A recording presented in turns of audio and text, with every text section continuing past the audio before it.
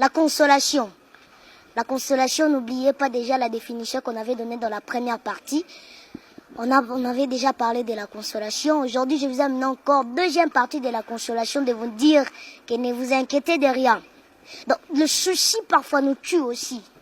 Il n'y a pas de vie, il n'y a pas 3 vies, il n'y a pas 4 vies, il n'y a qu'une seule vie. On lève le souci.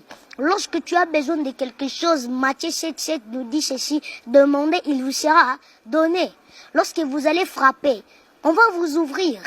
Et Philippiens 4,6 nous dit, ne vous inquiétez de rien. Enlevez les soucis dans vos cœurs. La consolation est venue pour vous. Il n'y a pas de vie, il n'y a pas 3 vies. Lorsque tu mets la souci à une maladie qu'on appelle la maladie d'estomac. La maladie d'estomac peut être provoquée dans ton corps. Enlevez les soucis, mais en toute chose, la Bible nous dit, faites connaître vos besoins à Dieu. Vous allez me poser une question, comment faire connaître nos besoins à Dieu? Dieu nous a donné 3 étapes. Il a dit, c'est par la prière. C'est par la prière qu'on va prendre nos solutions. C'est par la prière que nos demandes seront exaucées. Amen. Amen. Donc c'est à cause de la prière. Parce qu'on dit que la prière, c'est un dialogue entre l'homme et Dieu. Et la deuxième étape, la Bible nous dit par des supplications. Une prière de pardon. De supplier à Dieu. Et la troisième étape, c'est les actions de grâce. Même si tu ne prends pas, béni Dieu, prie encore. Même si tu ne prends pas, prie. Et lors de ta fin de ta prière, tu vas donner des actions de grâce à Dieu.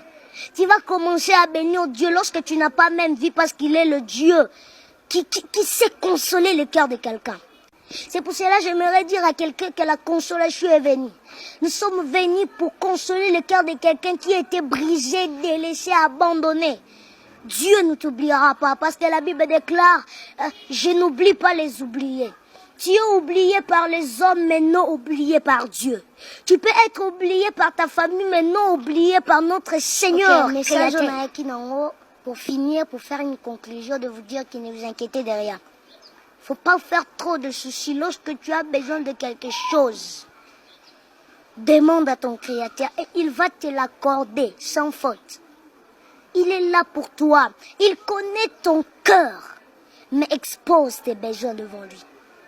Il connaît ton cœur, mais il a besoin que tu puisses exposer tes besoins devant lui, que tu puisses parler de tes besoins devant lui.